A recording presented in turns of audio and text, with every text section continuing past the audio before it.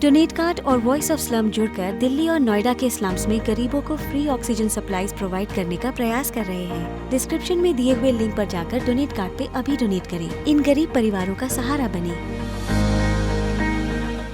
संगम नगरी प्रयागराज में गंगा के घाट के किनारे जिस तरीके से शवों को दफन करने की प्रथा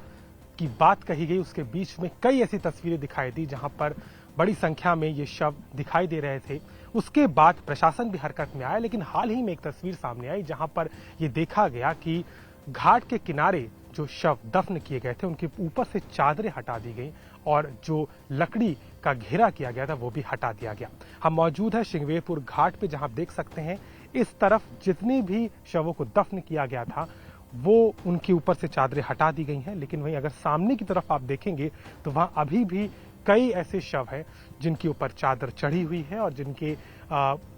आसपास में लकड़ी का घेरा भी बना है। यानी कि ये बताने के लिए काफी है कि परंपरा और जिस प्रथा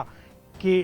तौर पे ये बात कही जा रही है कि इस इलाके में इस तरीके से अंतिम संस्कार करना एक प्रथा रही है, लेकिन जिस तरीके से पिछले दिनों भी कई संख्या में इस तरीके की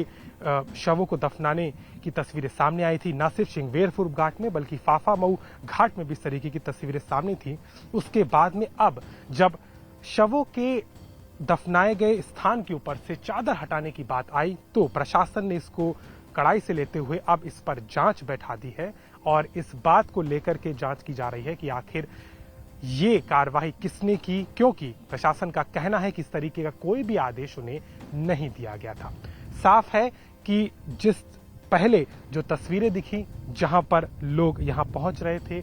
और गंगा के घाट के किनारे बड़ी संख्या में शवों को दफनाया जा रहा था, वहीं अब यहां पे जिस तरीके से चादरें हटाने का काम हुआ उसके बाद अब प्रशासन भी इसे कड़ाई से ले रहा है। इसके साथ ही सवाल ये भी है कि क्या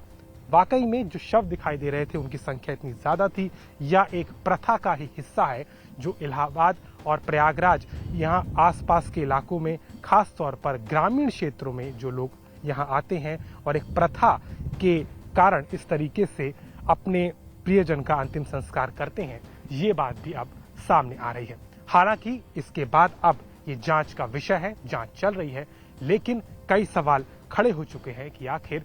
जिस तरीके की तस्वीरें लगातार दिखाई दी उसके बीच में अब चादर हटाना और इस पर कार्रवाई होने के बाद आगे इसमें क्या और बाकी है। श्रृंगवेरपुर से कैमरामैन हरीश कांडपाल के साथ अभिषेक मिश्रा।